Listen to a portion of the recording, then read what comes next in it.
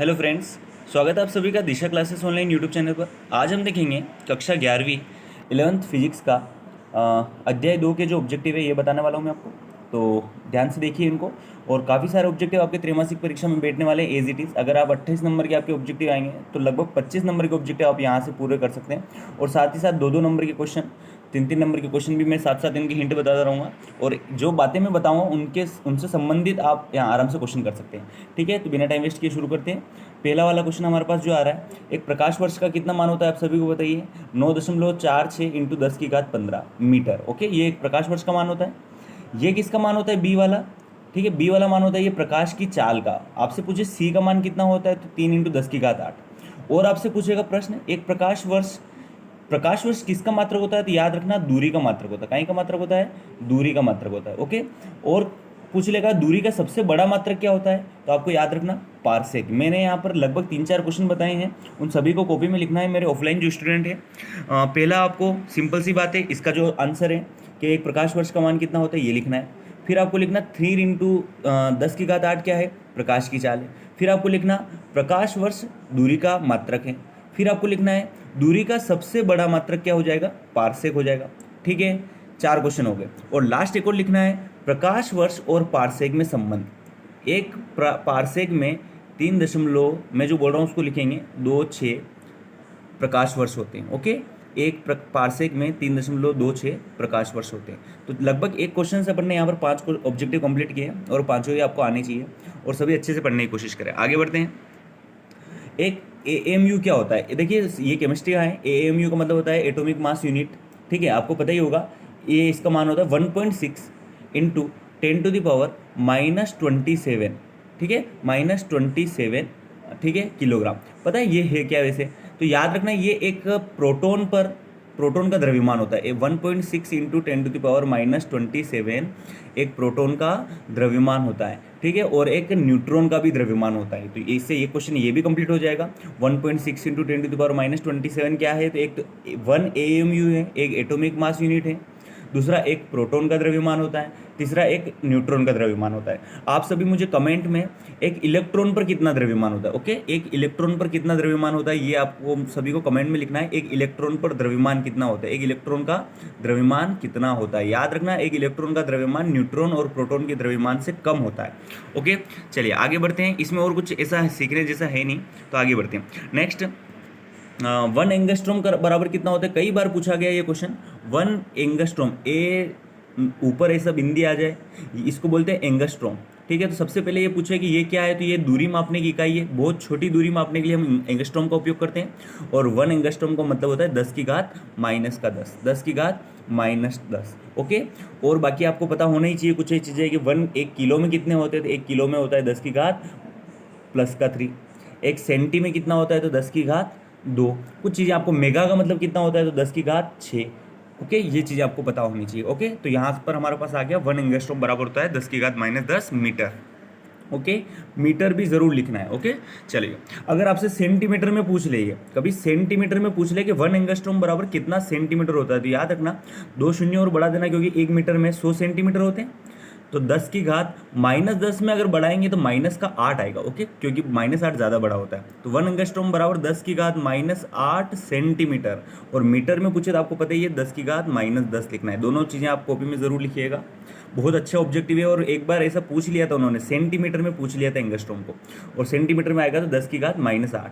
ठीक है, ये वाला आंसर हो जाएगा, लेकिन वहाँ पर सेंटीमीटर होता तो। और अभी इसका आंसर आप सभी को पता है, ए वाला सही है। ओके, कुछ भी अगर आपको डाउट हो तो ज़रूर कमेंट में लिखें। कुछ गलती हो रही हो, कुछ समझ में नहीं आ रहा हो, तो कमेंट ज़रूर करें, ताकि मैं अगले वीडियो में उसको सुधारूँ। हम कुछ वीडियो बनाएंगे जिसमें सभी ऑब्जेक्टिव यहाँ पर कंप्लीट करेंगे, और बड़े क्वेश्चन के लिए मैं आपको हिंट दूंगा, और त्रैमासिक एग्जाम के लिए उसका पेपर भी लेकर आऊँगा। ओके, चलिए आगे बढ़ते हैं। सार्थक अंक आप गिन नहीं सकते। ठीक है, सार्थक अंक में ज़्यादा टाइम नहीं वेस्ट करूँगा, क्योंकि देखिए इधर दशमलव, मतलब कभी भी संख्या लिखी हो तो इधर के अंक नहीं गिनते, ये 3 नहीं गिने जाएंगे। तो इसमें हमारे पास क्या सार्थक अंक आ जाएंगे?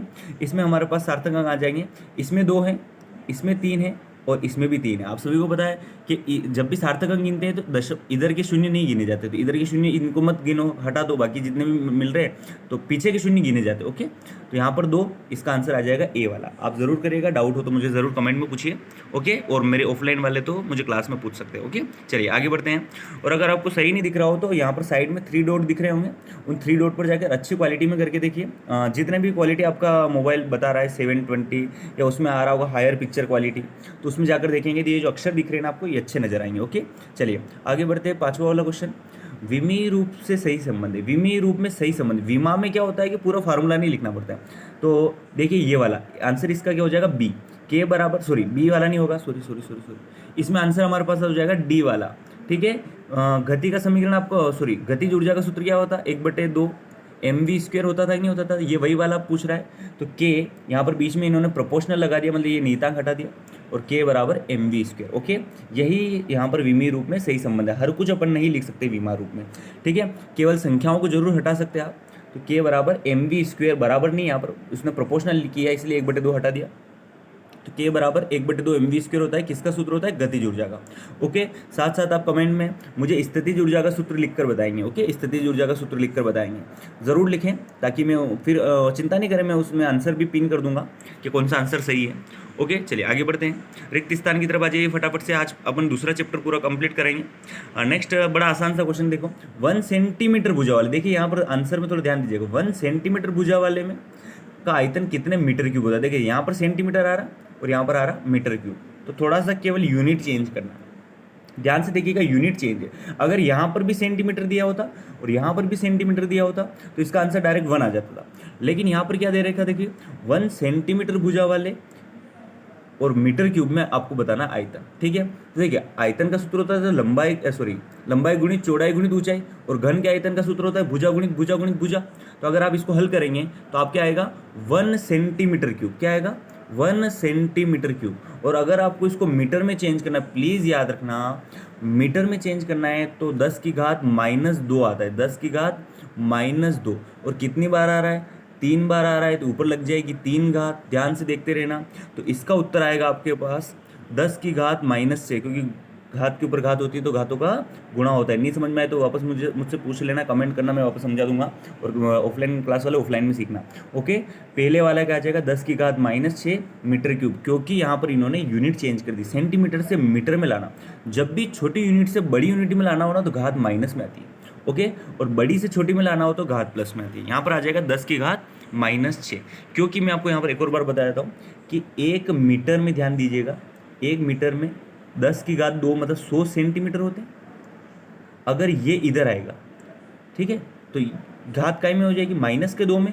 तो आपको सबको यहाँ पर दिख रहा है कि 1 सेंटीमीटर में 10 की घात -2 मीटर होते। अब यहाँ पर देखिए क्यूब लगा रखा है इन्होंने, क्यूब लगा रखा था, इसकी घात 3 कर देंगे तो 10 की घात कितना आ जाएगा, -6। तो पहले वाले का उत्तर हो जाएगा 10 की घात -6। ओके, चलिए सेकंड क्वेश्चन की तरफ बढ़ते हैं। कोई गाड़ी 18 किलोमीटर प्रति घंटा की चाल से चल रही है तो 1 सेकंड में कितने मीटर चलेगी। देखिए ऐसे क्वेश्चन कंपटीशन में आते हैं। यहाँ पर कुछ नहीं करना है, किलोमीटर प्रति घंटा की चाल को आपको मीटर प्रति सेकंड में चेंज करना है। कैसे चेंज करते हैं मैं आपको एक ट्रिक बता देता हूँ यहाँ पर, ठीक है, क्योंकि ये तो ऑब्जेक्टिव इसलिए ट्रिक चलेगी यहाँ पर। जब भी छोटे में लाना है तो छोटा ऊपर, मतलब 5/18 का गुणा कर देना है, और बड़े में लाना है, अगर यहाँ पर जैसे यहाँ पर मीटर प्रति सेकंड होता और यहाँ पर किलोमीटर में लाना होता तो 18/5 का गुणा कर देना होता। अभी इस क्वेश्चन के लिए बता रहा हूँ मैं आपको कि किलोमीटर प्रति घंटा से मीटर प्रति सेकंड में लानी है तो आपको 5/18 का गुणा करना है। काय का गुणा करना है, 5/18 का। और अगर बेसिक तरीके से चलना है आपको तो 1 किलोमीटर में कितने मीटर होते हैं, तो 1 किलोमीटर में 1000 मीटर होते हैं, तो 1000 वहाँ लिख दीजिएगा। और 1 घंटे में कितने सेकेंड होते हैं, 3600। बस इसका गुणा कर दीजिए किसमें, 18 में, आपका आंसर आ जाएगा। ओके, तो इसको भी करेंगे तो आपका वही आंसर आएगा। देखो 0 से 0 कट गया, और 2 से काटो, 2 5 10, और ये आ जाएगा 18। तो इसलिए हम 5/18 का गुणा करते हैं। आपको 5/18 दिख रहे हैं यहाँ पर, ठीक है। तो आप यहाँ पर डायरेक्ट ट्रिक लगा सकते हैं। इसका आंसर आ जाएगा 1 सेकेंड में कितना चलेगी, 5 मीटर चलेगी। 1 सेकेंड में कितना मीटर चलेगी, तो 5 मीटर चलेगी। कैसे, देखो 18 में किसका गुणा करेंगे अपन, 5/18 का। तो 18 से 18 कैंसिल हो गया तो हमारा आंसर आ जाएगा 5। अगर यहाँ पर 1 सेकेंड पूछा है, अगर ये 2 सेकेंड पूछता तो 5 दूनी 10, अगर 5 सेकेंड पूछता तो 5 5 25, इस तरीके से आंसर आ जाता है। ओके, चलिए आगे बढ़ते हैं। नहीं समझ में आ रहा तो ज़रूर बताइएगा मुझे। नेक्स्ट हमारे पास आ रहा है तीसरा वाला क्वेश्चन, आप स्वयं करिएगा कैसे करेंगे। देखिए मैं आपको यहाँ समझा देता हूँ। केजी, केजी को आपको ग्राम में बदलना है, तो यहाँ पर 1000 का गुणा हो जाएगा। 1000 मतलब 10 की घात 3। मीटर को आपको सेंटीमीटर में करना है, तो 10 की घात 2 मतलब 100 का गुणा हो जाएगा। लेकिन देखिए यहाँ पर स्क्वायर दे रखा और यहाँ पर भी स्क्वायर में लाना है, तो इसका वापस क्या कर दीजिएगा, स्क्वायर। ओके, तो ये हमारे पास टोटल आंसर आ जाएगा। और सेकेंड तो सेम है, ठीक है, बस इतना से अपने को करना है। तो देखिए मैं यहाँ पर बता ही देता हूँ, 3 शून्य तो यहाँ से आ रहे हैं और 2 शून्य आ रहे हैं और ऊपर लग रही घात 2, तो 4 शून्य हो जाएंगे।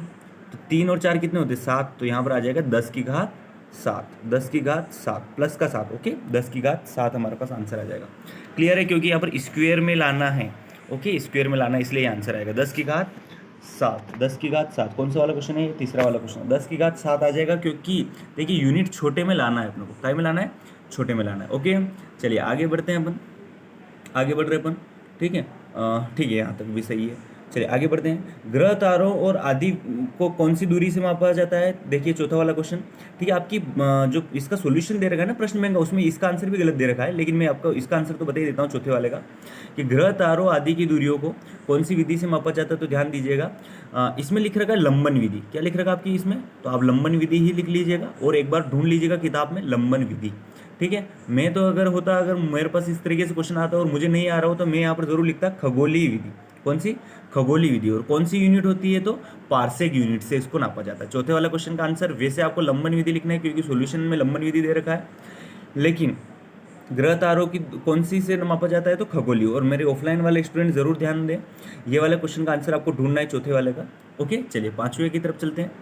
वह दूरी जिस पर पृथ्वी की कक्षा की औसत त्रिज्या 1 आर्क सेकंड का कोण अंतरित कर, मतलब ये दूरी बहुत बड़ी होती है। पृथ्वी की कक्षा कितनी दूरी करेंगी, तो इसका आंसर आपको लिख देना है पार्सेक। ओके, सबसे बड़ी ये पार्सेक की एक्चुअली में डेफिनेशन ही यही है।